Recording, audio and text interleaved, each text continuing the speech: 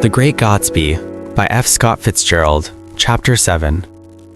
It was when curiosity about Gatsby was at its height that the lights in his house failed to go on one Saturday night, and as obscurely as it had begun, his career as Trimalchio was over. Only gradually did I become aware that the automobiles which turned expectantly into his drive stayed for just a minute and then drove sulkily away. Wondering if he were sick, I went over to find out. An unfamiliar butler with a villainous face squinted at me suspiciously from the door. "Is Mr. Gatsby sick?" "Nope." After a pause, he added, "Sir," in a dilatory, grudging way. I hadn't seen him around, and I was rather worried. "Tell him Mr. Carroway came over." "Who?" he demanded rudely. "Carroway." "Carroway. All right, I'll tell him." Abruptly, he slammed the door. My Finn informed me that Gatsby had dismissed every servant in his house a week ago and replaced them with half a dozen others who never went into West Egg Village to be bribed by the tradesmen, but ordered moderate supplies over the telephone. The grocery boy reported that the kitchen looked like a pigsty, and the general opinion in the village was that the new people weren't servants at all. Next day, Gatsby called me on the phone. "Going away?" I inquired. "No, old sport. I hear you fired all your servants." I wanted somebody who wouldn't gossip. Daisy comes over quite often, in the afternoons. So the whole caravansary had fallen in like a card house at the disapproval in her eyes.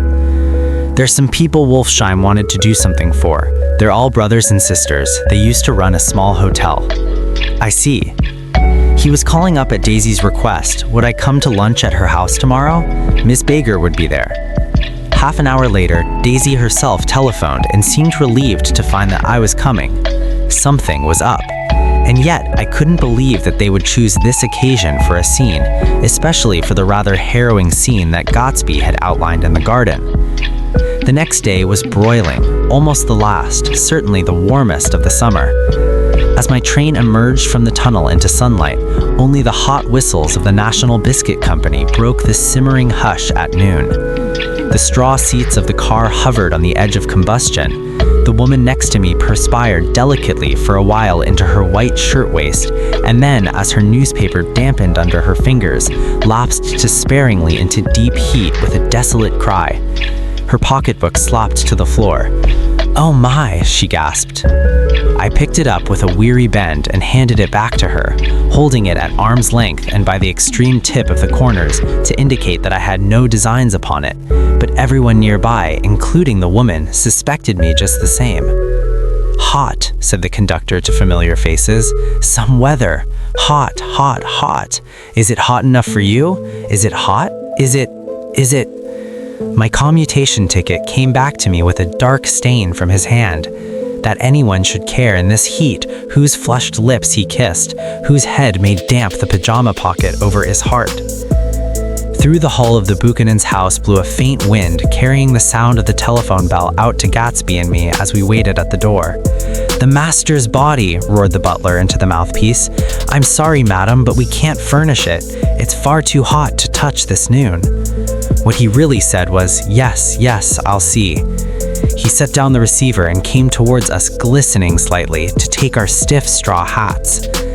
"Madam expects you in the salon," he cried, needlessly indicating the direction. In this heat, every extra gesture was an affront to the common store of life. The room, shadowed well with awnings, was dark and cool. Daisy and Jordan lay upon an enormous couch like silver idols, weighing down their own white dresses against the singing breeze of the fans. "We can't move," they said together. Jordan's fingers, powdered white over their tan, rested for a moment in mine. "And Mr. Thomas Buchanan, the athlete?" I inquired. Simultaneously, I heard his voice, gruff, muffled, husky, at the hall telephone. Gatsby stood in the center of the crimson carpet and gazed around with fascinated eyes. Daisy watched him and laughed, her sweet, exciting laugh. A tiny gust of powder rose from her bosom into the air. "The rumor is," whispered Jordan, "that that's Tom's girl on the telephone." We were silent. The voice in the hall rose high with annoyance. "Very well then, I won't sell you the car at all. I'm under no obligations to you at all, and as for your bothering me about it at lunchtime, I won't stand that at all." holding down the receiver, said Daisy cynically. No, he's not, I assured her. It's a bona fide deal. I happen to know about it. Tom flung open the door, blocked out its space for a moment with his thick body, and hurried into the room. Mr. Gatsby, he put out his broad, flat hand with well-concealed dislike. I'm glad to see you, sir. Nick? Make us a cold drink, cried Daisy. As he left the room again, she got up and went over to Gatsby and pulled his face down, kissing him on the mouth. You know I love you, she murmured. You forget there's a lady present, said Jordan. Daisy looked around doubtfully. You kiss Nick too. What a low, vulgar girl. I don't care, cried Daisy, and began to clog on the brick fireplace. Then she remembered the heat and sat down guiltily on the couch just as a freshly laundered nurse leading a little girl came into the room. Blessed precious, she crooned, holding out her arms. Come to your own mother that loves you. The child, relinquished by the nurse, rushed across the room and rooted shyly into her mother's dress. The blessed precious. Did mother get powder on your old yellowy hair? Stand up now and say howdy do. Gatsby and I in turn leaned down and took the small, reluctant hand. Afterward, he kept looking at the child with surprise. I don't think he had ever really believed in its existence before. I got dressed before luncheon, said the child, turning eagerly to Daisy. That's because your mother wanted to show you off. Her face bent into the single wrinkle of the small white neck. You dream. You absolute little dream. Yes, admitted the child calmly. Aunt Jordan's got on a white dress too. How do you like mother's friends? Daisy turned her around so that she faced Gatsby. Do you think they're pretty? Where's Dottie? She doesn't look like her father, explained Daisy. She looks like me. She's got my hair and shape of the face. Daisy sat back upon the couch. The nurse took a step forward and held out her hand. Come, Pammy. Goodbye, sweetheart. With a reluctant backward glance, the well-disciplined child held to her nurse's hand and was pulled out the door, just as Tom came back, preceding 4 gin rickeys that clicked full of ice. Gatsby took up his drink. They certainly look cool, he said with visible tension. We drank in long, greedy swallows. I read somewhere that the sun's getting hotter every year, said Tom genially. It seems that pretty soon the Earth's going to fall into the sun. Or wait a minute, it's just the opposite. The sun's getting colder every year. Come outside, he suggested to Gatsby. I'd like you to have a look at the place. I went with them out to the veranda. On the green sound, stagnant in the heat, one small sail crawled slowly toward the fresher sea. Gatsby's eyes followed it momentarily. He raised his hand and pointed across the bay. I'm right across from you. So you are. Our eyes lifted over the rose beds and the hot lawn and the weedy refuse of the dog days along shore. Slowly, the white wings of the boat moved against the blue, cool limit of the sky. Ahead lay the scalloped ocean and the abounding Blessed Isles. There's sport for you, said Tom, nodding. I'd like to be out there with him for about an hour. We had luncheon in the dining room, darkened, too, against the heat, and drank down nervous gaiety with the cold ale. What'll we do with ourselves this afternoon? Cried Daisy. And the day after that? And the next 30 years? Don't be morbid, Jordan said. Life starts all over again when it gets crisp in the fall. But it's so hot, insisted Daisy on the verge of tears, and everything's so confused. Let's all go to town. Her voice struggled on through the heat, beating against it, molding its senselessness into forms. I've heard of making a garage out of a stable, Tom was saying to Gatsby, but I'm the first man who ever made a stable out of a garage. Who wants to go to town? Demanded Daisy insistently. Gatsby's eyes floated toward her. Ah, she cried, you look so cool. Their eyes met and they stared together at each other, alone in space. With an effort, she glanced down at the table. You always look so cool, she repeated. She had told him that she loved him, and Tom Buchanan saw. He was astounded. His mouth opened a little and he looked at Gatsby and then back at Daisy as if he had just recognized her as someone he knew a long time ago. You resemble the advertisement of the man, she went on innocently. You know the advertisement of the man? All right, broke in Tom quickly. I'm perfectly willing to go to town. Come on, we're all going to town. He got up, his eyes still flashing between Gatsby and his wife. No one moved. Come on, his temper cracked a little. What's the matter anyhow? If we're going to town, let's start.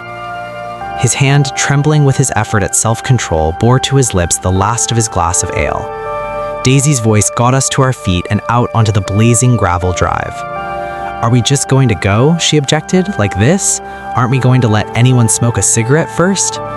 Everybody smoked all through lunch. "Oh, let's have fun," she begged him. "It's too hot to fuss." He didn't answer. "Have it your own way," she said. "Come on, Jordan." They went upstairs to get ready while we three men stood there shuffling the hot pebbles with our feet. A silver curve of the moon hovered already in the western sky. Gatsby started to speak, changed his mind, but not before Tom wheeled and faced him expectantly. "Have you got your stables here?" asked Gatsby with an effort. "About a quarter mile down the road." "Oh." A pause. "I don't see the idea of going to town," broke out Tom savagely. "Women get these notions in their heads." "Shall we take anything to drink?" called Daisy from an upper window. "I'll get some whiskey," answered Tom. He went inside. Gatsby turned to me rigidly. "I can't say anything in his house, old sport." "She's got an indiscreet voice," I remarked. "It's full of..." I hesitated. "Her voice is full of money," he said suddenly. That was it. I'd never understood before. It was full of money. That was the inexhaustible charm that rose and fell in it, the jingle of it, the cymbal song of it. High in a white palace, the king's daughter, the golden girl. Tom came out of the house wrapping a quart bottle in a towel, followed by Daisy and Jordan wearing small, tight hats of metallic cloth and carrying light capes over their arms. "Shall we all go in my car?" suggested Gatsby. He felt the hot green leather of the seat. "I ought to have left it in the shade." "Is it standard shift?" demanded Tom. "Yes." "Well, you take my coupe and let me drive your car to town." The suggestion was distasteful to Gatsby. "I don't think there's much gas," he objected. "Plenty of gas," boisterously Tom said. He looked at the gauge. "And if it runs out, I can stop at a drugstore. You can buy anything at a drugstore nowadays." A pause followed this apparently pointless remark. Daisy looked at Tom frowning, and an indefinable expression, at once definitely unfamiliar and vaguely recognizable, as if I had only heard it described in words, passed over Gatsby's face. "Come on, Daisy," said Tom, pressing her toward Gatsby's car. "I'll take you in this circus wagon." He opened the door, but she moved out from the circle of his arm. "You take Nick and Jordan. We'll follow you in the coupe." She walked close to Gatsby, touching his coat with her hand. Jordan, Tom, and I got into the front seat of Gatsby's car. Tom pushed the unfamiliar gears tentatively, and we shot off into the oppressive heat, leaving them out of sight behind. "Did you see that?" demanded Tom. "See what?" He looked at me keenly, realizing that Jordan and I must have known all along. "You think I'm pretty dumb, don't you?" he suggested. "Perhaps I am, but I have almost a second sight sometimes that tells me what to do." "Maybe you don't believe that, but science..." He paused. The immediate contingency overtook him, pulled him back from the edge of the theoretical abyss. "I've made a small investigation of this fellow," he continued. "I could have gone deeper if I'd known." "Do you mean you've been to a medium?" inquired Jordan humorously. "What?" Confused, he stared at us as we laughed. "A medium?" "About Gatsby." "About Gatsby? No, I haven't. I said I've been making a small investigation of his past." "And you found he was an Oxford man," Jordan said helpfully. "An Oxford man?" He was incredulous. "Like hell he is. He wears a pink suit." "Nevertheless, he's an Oxford man." "Oxford, New Mexico," snorted Tom contemptuously, or something like that. "Listen, Tom, if you're such a snob, why did you invite him to lunch?" demanded Jordan crossly. "Daisy invited him. She knew him before we were married, God knows where." We were all irritable now with the fading ale, and aware of it, we drove for a while in silence. Then, as Dr. T.J. Eckelberg's faded eyes came into sight down the road, I remembered Gatsby's caution about gasoline. "We've got enough to get us to town," Tom said. "But there's a garage right here," objected Jordan. "I don't want to get stalled in this baking heat." Tom threw on both brakes impatiently, and we slid to an abrupt, dusty stop under Wilson's sign. After a moment, the proprietor emerged from the interior of his establishment and gazed hollow-eyed at the car. "Let's have some gas," cried Tom roughly. "What do you think we stopped for, to admire the view?" "I'm sick," said Wilson without moving. "I've been sick all day." What's the matter? I'm all run down." "Well, shall I help myself?" Tom demanded. "You sounded well enough on the phone." With an effort, Wilson left the shade in support of the doorway and, breathing hard, unscrewed the cap of the tank. In the sunlight, his face was green. "I didn't mean to interrupt your lunch," he said, "but I need money pretty bad, and I was wondering what you were going to do with your old car." "How do you like this one?" inquired Tom. "I bought it last week." "It's a nice yellow one," said Wilson as he strained at the handle. "Like to buy it?" "Pick chance," Wilson smiled faintly. "No, but I could make some money on the other." "What do you want money for, all of a sudden?" "I've been here too long. I want to get away. My wife and I want to go west." "Your wife does?" exclaimed Tom, startled. "She's been talking about it for 10 years. He rested for a moment against the pump, shading his eyes. "And now she's going whether she wants to or not. I'm going to get her away." The coupe flashed by us with a flurry of dust and the flash of a waving hand. "What do I owe you?" demanded Tom harshly. "I just got wised up to something funny the last 2 days," remarked Wilson. "That's why I want to get away. That's why I've been bothering you about the car. What do I owe you?" $1.20. The relentless beating heat was beginning to confuse me, and I had a bad moment there before I realized that so far his suspicions hadn't alighted on Tom. He had discovered that Myrtle had some sort of life apart from him in another world, and the shock had made him physically sick. I stared at him and then at Tom, who had made a parallel discovery less than an hour before, and it occurred to me that there was no difference between men in intelligence or race so profound as the difference between the sick and the well. Wilson was so sick that he looked guilty, unforgivably guilty, as if he had just got some poor girl with child. "I'll let you have that car," said Tom. "I'll send it over tomorrow afternoon." That locality was always vaguely disquieting, even in the broad glare of afternoon, and now I turned my head as though I had been warned of something behind.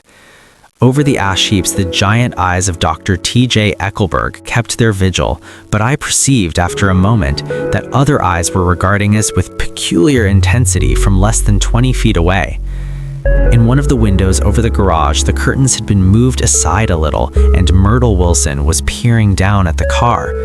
So engrossed was she that she had no consciousness of being observed, and one emotion after another crept into her face like objects into a slowly developing picture. Her expression was curiously familiar.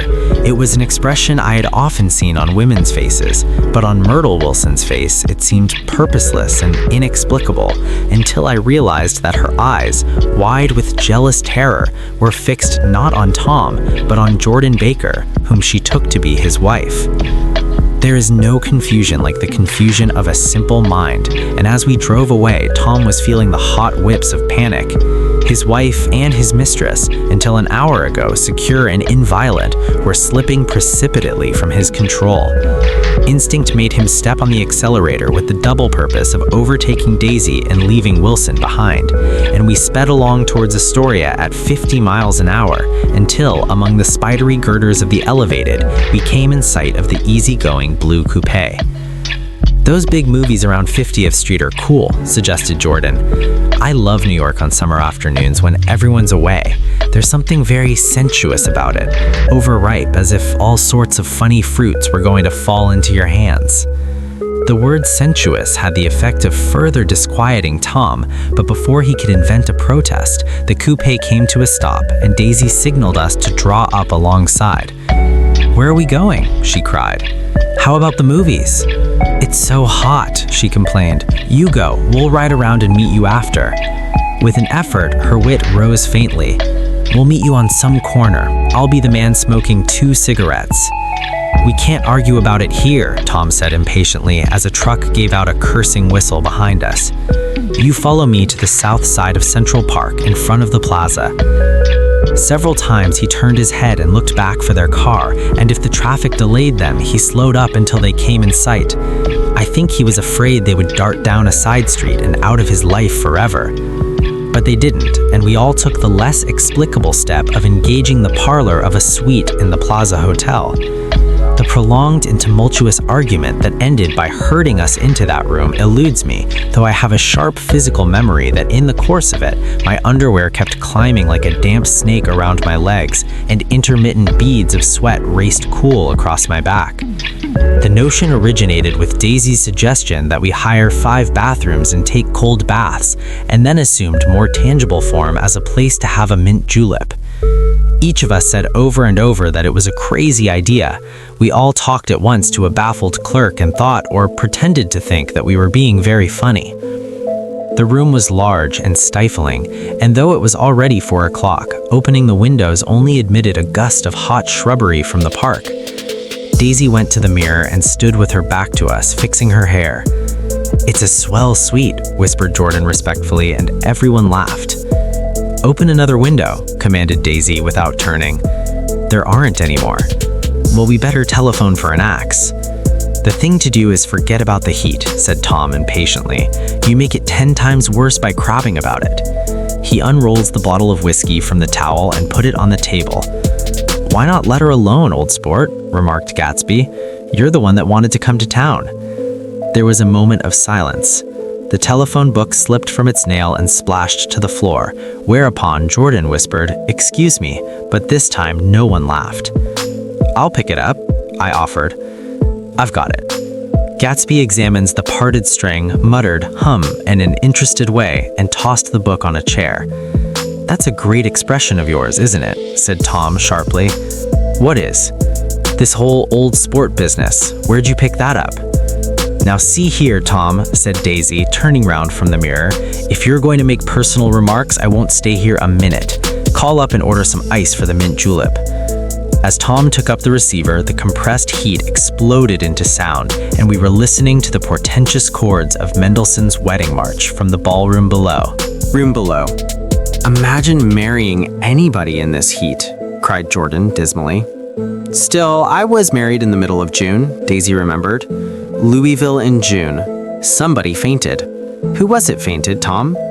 "Biloxi," he answered shortly. "A man named Biloxi. Blocks Biloxi. And he made boxes, that's a fact. And he was from Biloxi, Tennessee." "They carried him into my house," appended Jordan, "because we lived just 2 doors from the church. And he stayed 3 weeks until Daddy told him he had to get out. The day after he left, Daddy died." After a moment, she added, as if she might have sounded irreverent, "There wasn't any connection." "I used to know a Bill Biloxi from Memphis," I remarked. "That was his cousin. I knew his whole family history before he left. He gave me an aluminum putter that I use today." The music had died down as the ceremony began, and now a long cheer floated in at the window, followed by intermittent cries of "Yay! Yay! Yay!" and finally by a burst of jazz as the dancing began. "We're getting old," said Daisy. "If we were young, we'd rise and dance." "Remember Biloxi," you warned her. "Where'd you know him, Tom?" "Biloxi?" He concentrated with an effort. "I didn't know him. He was a friend of Daisy's." "He was not," she denied. "I'd never seen him before. He came down in the private car." "Well, he said he knew you. He said he was raised in Louisville. Asa Bird brought him around at the last minute and asked if we had room for him." Jordan smiled. "He was probably bumming his way home. He told me he was president of your class at Yale." Tom and I looked at each other blankly. "Biloxi?" "First place, we didn't have any president." Gatsby's foot beat a short, restless tattoo, and Tom eyed him suddenly. "By the way, Mr. Gatsby, I understand you're an Oxford man." "Not exactly." "Oh yes, I understand you went to Oxford." "Yes, I went there." A pause. Then Tom's voice, incredulous and insulting. "You must have gone there about the time Biloxi went to New Haven." Another pause. A waiter knocked and came in with crushed mint and ice, but the silence was unbroken by his "thank you" and the soft closing of the door. This tremendous detail was to be cleared up at last. "I told you I went there," said Gatsby. "I heard you, but I'd like to know when." "It was in 1919. I only stayed 5 months. That's why I can't really call myself an Oxford man." Tom glanced around to see if we mirrored his unbelief, but we were all looking at Gatsby. "It was an opportunity they gave to some of the officers after the armistice," he continued. "We could go to any of the universities in England or France." I wanted to get up and slap him on the back. I had one of those renewals of complete faith in him that I'd experienced before. Daisy rose, smiling faintly, and went to the table. "Open the whiskey, Tom," she ordered, "and I'll make you a mint julep. Then you won't seem so stupid to yourself. Look at the mint." "Wait a minute," snapped Tom. "I want to ask Mr. Gatsby one more question." "Go on," Gatsby said politely. "What kind of a row are you trying to cause in my house anyhow?" They were out in the open at last, and Gatsby was content. "He isn't causing a row." Daisy looked desperately from one to the other. "You're causing a row. Please have a little self-control." "Self-control?" repeated Tom incredulously. "I suppose the latest thing is to sit back and let Mr. Nobody from Nowhere make love to your wife. Well, if that's the idea, you can count me out." Nowadays, people begin with sneering at family life and family institutions, and next they'll throw everything overboard and have intermarriage between black and white. Flushed with his impassioned gibberish, he saw himself standing alone on the last barrier of civilization. "We're all white here," murmured Jordan. "I know I'm not very popular. I don't give big parties. I suppose you've got to make your house into a pigsty in order to have any friends in the modern world." Angry as I was, as we all were, I was tempted to laugh whenever he opened his mouth. The transition from libertine to prig was so complete.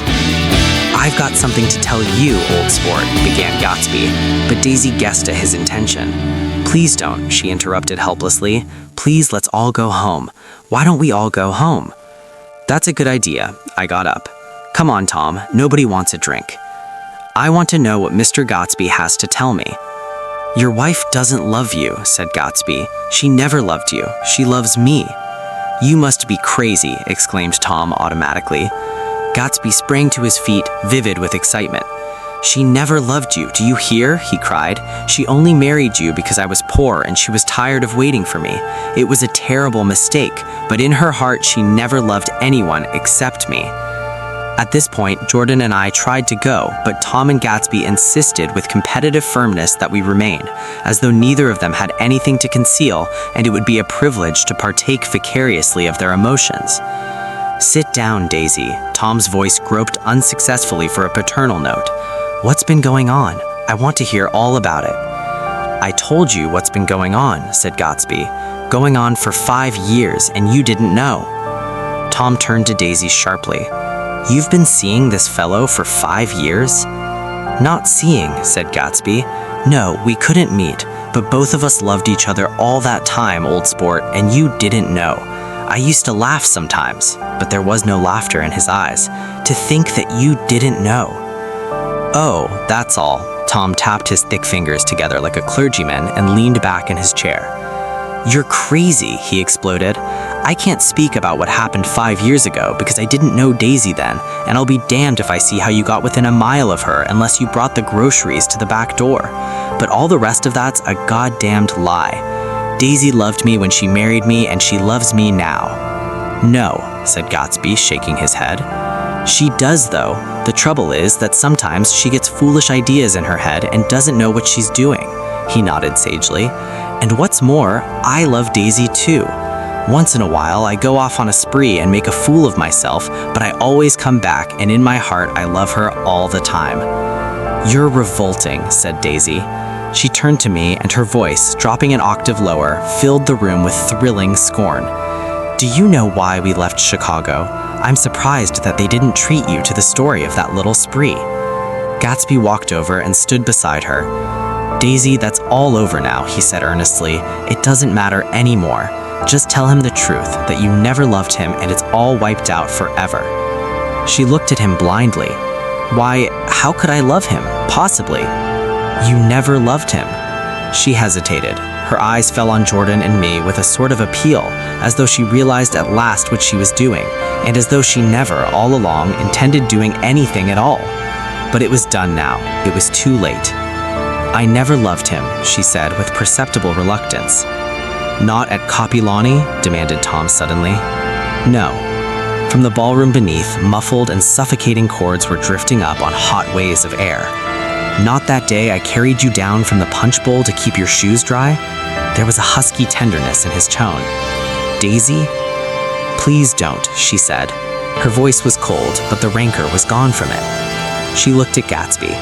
"There, Jay," she said, but her hand, as she tried to light a cigarette, was trembling. Suddenly, she threw the cigarette and the burning match on the carpet. "Oh, you want too much," she cried to Gatsby. "I love you now. Isn't that enough? I can't help what's past." She began to sob helplessly. "I did love him once, but I loved you, too." Gatsby's eyes opened and closed. "You loved me, too?" he repeated. "Even that's a lie," said Tom savagely. "She didn't know you were alive. Why, there are things between Daisy and me that you'll never know, things that neither of us can ever forget." The words seemed to bite physically into Gatsby. "I want to speak to Daisy alone," he insisted. "She's all excited now." "Even alone, I can't say I never loved Tom," she admitted in a pitiful voice. "It wouldn't be true." "Of course it wouldn't," agreed Tom. She turned to her husband. "As if it mattered to you." "Of course it matters. I'm going to take better care of you from now on." "You don't understand," said Gatsby with a touch of panic. "You're not going to take care of her anymore." "I'm not?" Tom opened his eyes wide and laughed. He could afford to control himself now. "Why's that?" "Daisy's leaving you." "Nonsense." "I am, though," she said with a visible effort.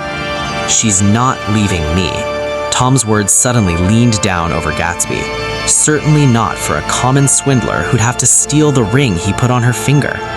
"I won't stand this," cried Daisy. "Oh, please, let's get out." "Who are you anyhow?" broke out Tom. "You're one of that bunch that hangs around with Meyer Wolfsheim, that much I happen to know. I've made a little investigation into your affairs, and I'll carry it further tomorrow." "You can suit yourself about that, old sport," Gatsby said steadily. "I found out what your drugstores were." He turned to us and spoke rapidly. He and this Wolfsheim bought up a lot of side street drugstores here and in Chicago and sold grain alcohol over the counter. That's one of his little stunts. I picked him for a bootlegger the first time I saw him, and I wasn't far wrong. "What about it?" said Gatsby politely. "I guess your friend Walter Chase wasn't too proud to come in on it." "And you left him in the lurch, didn't you? You let him go to jail for a month over in New Jersey. God, you ought to hear Walter on the subject of you. He came to us dead broke. He was very glad to pick up some money, old sport." "Don't you call me old sport," cried Tom. Gatsby said nothing.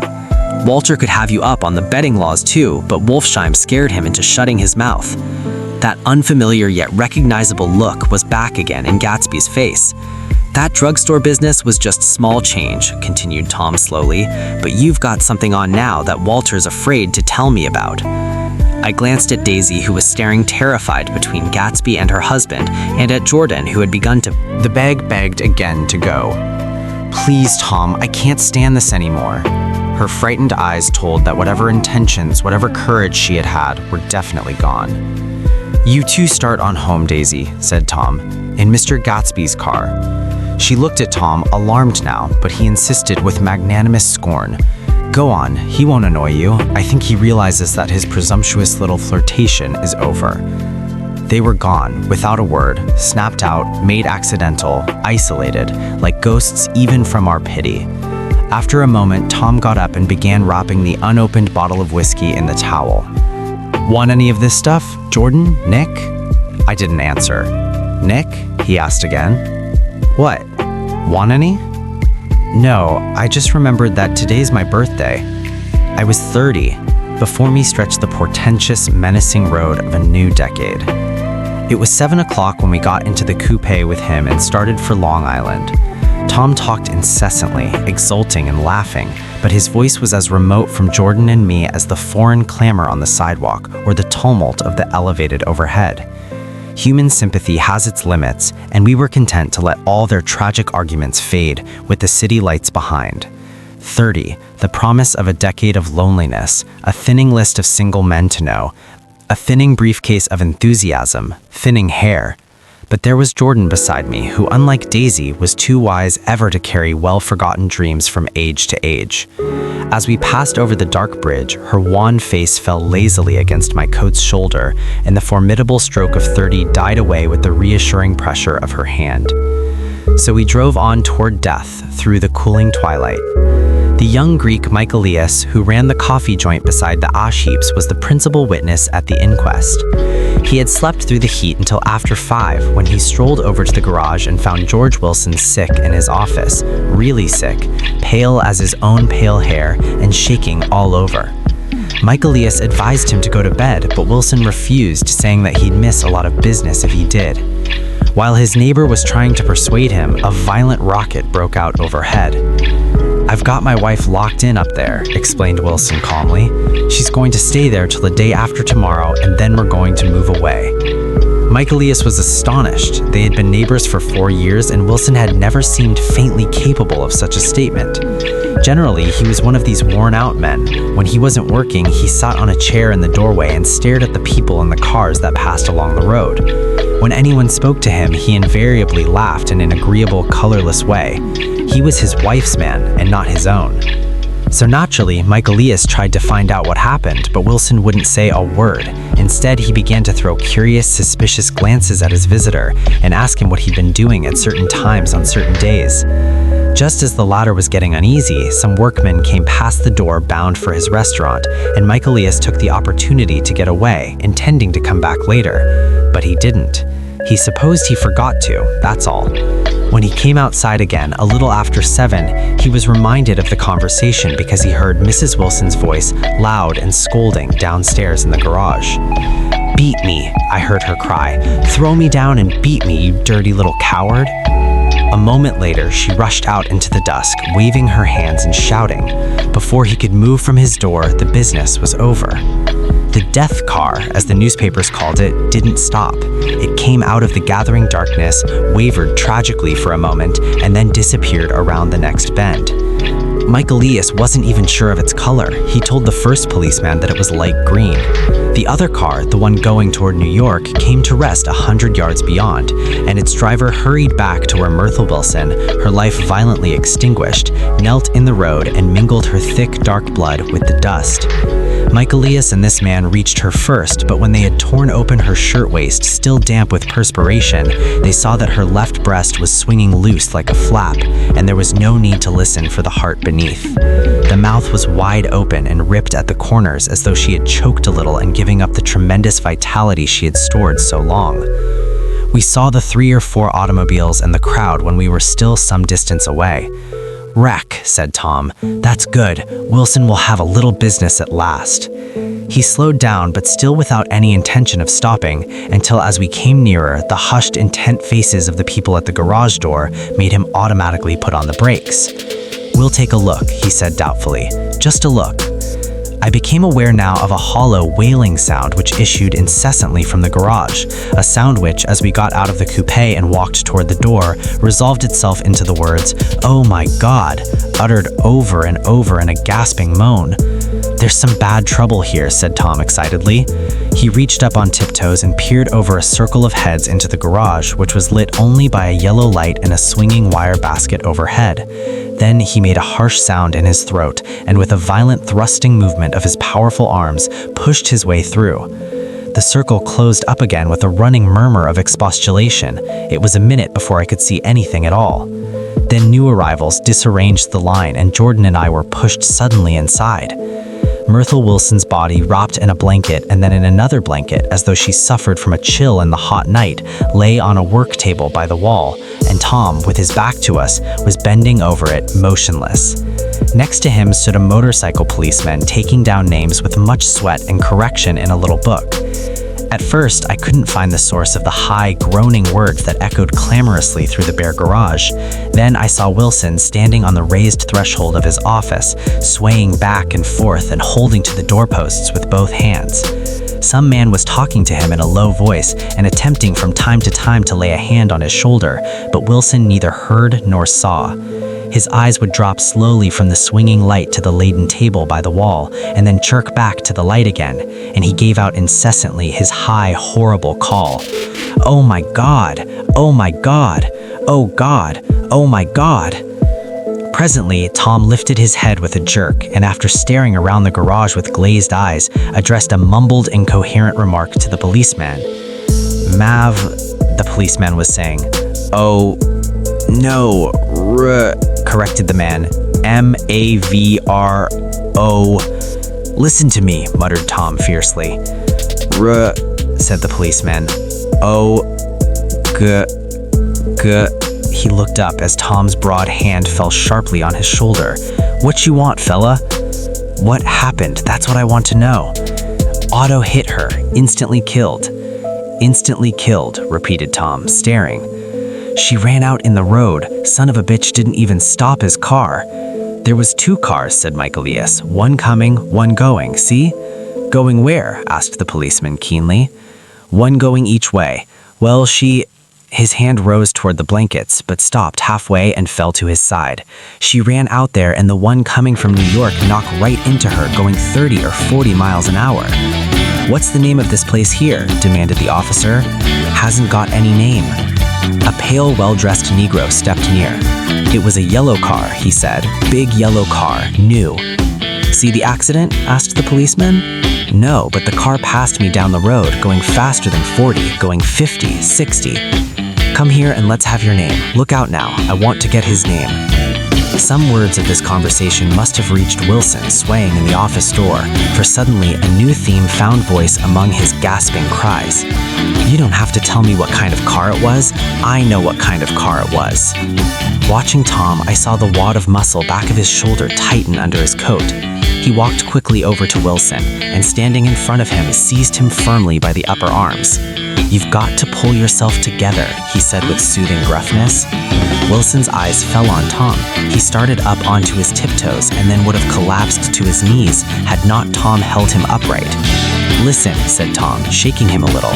I just got here a minute ago from New York. I was bringing you that coupe we've been talking about. That yellow car I was driving this afternoon wasn't mine. Do you hear? I haven't seen it all afternoon. Only the Negro and I were near enough to hear what he said, but the policeman caught something in the tone and looked over with truculent eyes. What's all that? He demanded. I'm a friend of his. Tom turned his head, but kept his hands firm on Wilson's body. He says he knows the car that did it. It was a yellow car. Some dim impulse moved the policeman to look suspiciously at Tom. And what color is your car? It's a blue car, a coupe. We've come straight from New York, I said. Someone who had been driving a little behind us confirmed this, and the policeman turned away. Now, if you'll let me have that name again, correct. Picking up Wilson like a doll, Tom carried him into the office, set him down in a chair, and came back. If somebody will come here and sit with him, he snapped authoritatively. He watched while the 2 men standing closest glanced at each other and went unwillingly into the room. Then Tom shut the door on them and came down the single step, his eyes avoiding the table. As he passed close to me, he whispered, "Let's get out." Self-consciously, with his authoritative arms breaking the way, we pushed through the still-gathering crowd, passing a hurried doctor, case in hand, who had been sent for in wild hope half an hour ago. Tom drove slowly until we were beyond the bend. Then his foot came down hard, and the coupe raced along through the night. In a little while, I heard a low, husky sob, and saw that the tears were overflowing down his face. The goddamn coward, he didn't even stop his car. The Buchanan's house floated towards us suddenly through the dark, rustling trees. Tom stopped beside the porch and looked up at the second floor, where 2 windows bloomed with light among the vines. Daisy's home, he said. As we got out of the car, he glanced at me and frowned slightly. I ought to have dropped you in West Egg, Nick. There's nothing we can do tonight. A change had come over him, and he spoke gravely and with decision. As we walked across the moonlit gravel to the porch, he disposed of the situation in a few brisk phrases. Well, I tried to swing the wheel. He broke off, and suddenly I guessed at the truth. Was Daisy driving? Yes, he said after a moment. But of course, I'll say I was. You see, when we left New York, she was very nervous, and she thought it would steady her to drive, and this woman rushed out at us just as we were passing a car coming the other way.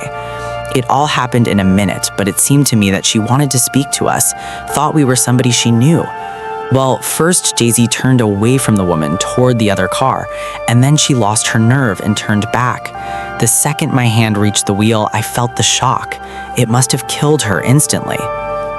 It ripped her open. Don't tell me, old sport, he winced. Anyhow, Daisy stepped on it. I tried to make her stop, but she couldn't, so I pulled on the emergency brake. Then she fell over into my lap and I drove on. "She'll be all right tomorrow," he said presently. "I'm just going to wait here and see if he tries to bother her about that unpleasantness this afternoon. She's locked herself into her room, and if he tries any brutality, she's going to turn the light out and on again." "He won't touch her," I said. "He's not thinking about her." "I don't trust him, old sport." "How long are you going to wait?" "All night if necessary. Anyhow, till they all go to bed." A new point of view occurred to me. Suppose Tom found out that Daisy had been driving. He might think he saw a connection in it. He might think anything. I looked at the house. There were 2 or 3 bright windows downstairs and the pink glow from Daisy's room on the second floor. "You wait here," I said. "I'll see if there's any sign of a commotion." I walked back along the border of the lawn, traversed the gravel softly, and tiptoed up the veranda steps. The drawing room curtains were open, and I saw that the room was empty. Crossing the porch where we had dined that June night 3 months before, I came to a small rectangle of light which I guessed was the pantry window. The blind was drawn, but I found a rift at the sill. Daisy and Tom were sitting opposite each other at the kitchen table with a plate of cold fried chicken between them and 2 bottles of ale. He was talking intently across the table at her, and in his earnestness his hand had fallen upon and covered her own. Once in a while she looked up at him and nodded in agreement. They weren't happy, and neither of them had touched the chicken or the ale, and yet they weren't unhappy either. There was an unmistakable air of natural intimacy about the picture, and anybody would have said that they were conspiring together. As I tiptoed from the porch, I heard my taxi feeling its way along the dark road towards the house. Gatsby was waiting where I had left him in the drive. "Is it all quiet up there?" he asked anxiously. "Yes, it's all quiet." I hesitated. "You'd better come home and get some sleep." He shook his head. "I want to wait here till Daisy goes to bed. Good night, old sport." He put his hands in his coat pockets and turned back eagerly to his scrutiny of the house, as though my presence marred the sacredness of the vigil. So I walked away and left him standing there in the moonlight, watching over nothing.